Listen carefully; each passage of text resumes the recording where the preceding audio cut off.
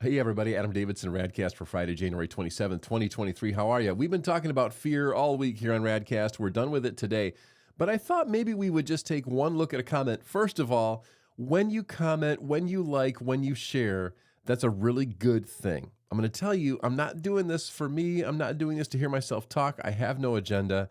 This whole thing came about, and I've done it off and on for years because I've always wished that something like this existed. Just a quick, to the point, challenging yet encouraging devotional thought that comes from something fresh, that isn't like manufactured, made up, or repeated from here or there. So if you look over the years at all the RadCasts that I've done, I'm sure that some of them are repetitive and redundant. Nonetheless, I really hope that this helps you. And if it does, that's great. If there's something we can do to make it better, please let me know. Please, please, please. So one of the things that you do that helps me as a Radcaster, which is the job I just made up, is comments and suggestions and whatabouts and like try to make it better. So someone asked this question on YouTube. They said, to reduce our motivations down to fear or love seems simplistic to me. What, for example, of the sociopaths who aren't known for having much fear or love? Now, that is a great point, and it is simplistic. We've talked about how we take our motivations and we can reduce them to either fear or love. We're motivated by fear or love. Now, that's a good starting place, but it really doesn't answer all the questions. Think of it as a diagnostic. Think of it as like taking your temperature.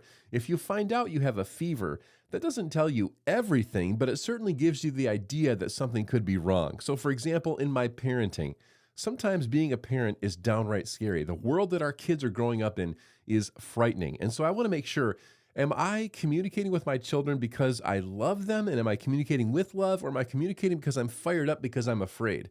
Because those two communication styles are very different, aren't they? And so that's kind of how I see it. It's a motivation. Am I serving God because I love him or because I'm afraid he doesn't love me? Am I serving others because I want to love others or because I'm afraid of what they'll think of me if I don't? It's a diagnostic tool. It's a beginning, not an end. Now, as we conclude our series on fear, this is where it gets a little dicey. Listen to what Jesus says in Luke chapter 12, verses 4 through 7.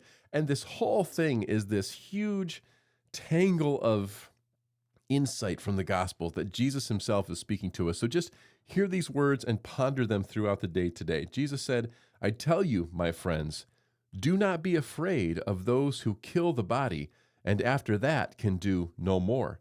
But I will show you whom you should fear. Fear him who, after your body has been killed, has authority to throw you into hell. Yes, I tell you, fear him. Are not 5 sparrows sold for 2 pennies? Yet not one of them is forgotten by God. Indeed, the very hairs on your head are all numbered. Not my life verse. Don't be afraid. You are worth more than many sparrows. And that's the word of the Lord. Did you catch that? Jesus says, you guys are afraid of the people who can take your physical life, as if that's the biggest threat. It's not. The biggest threat is who's in charge of your eternal life? And the answer is God. And so what are you going to do with that? Well, you're either going to trust God or not. You're either going to follow Jesus or not. That should be the kind of thing that should stoke a fear in you.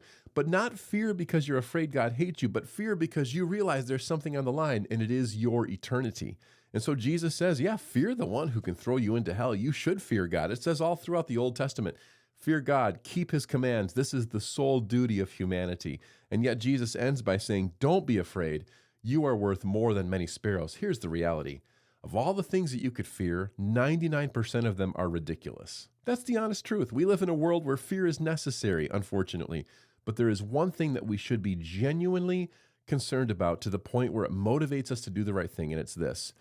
Am I living to please the Lord? Not because I'm afraid of what he's going to do, but because I realize how much he loves me, and am I responding to that love by obeying him and living the life that he's given to me so freely? I'm not afraid of God being mad at me. What I'm afraid of is not making the most of the life that he's given to me through his son. And there's a lot more we could say there, and maybe you'll say more in the comments, or maybe you'll just move on with your weekend. It doesn't matter to me. I'm glad we've had these few moments together. See you Monday. That's RadCast.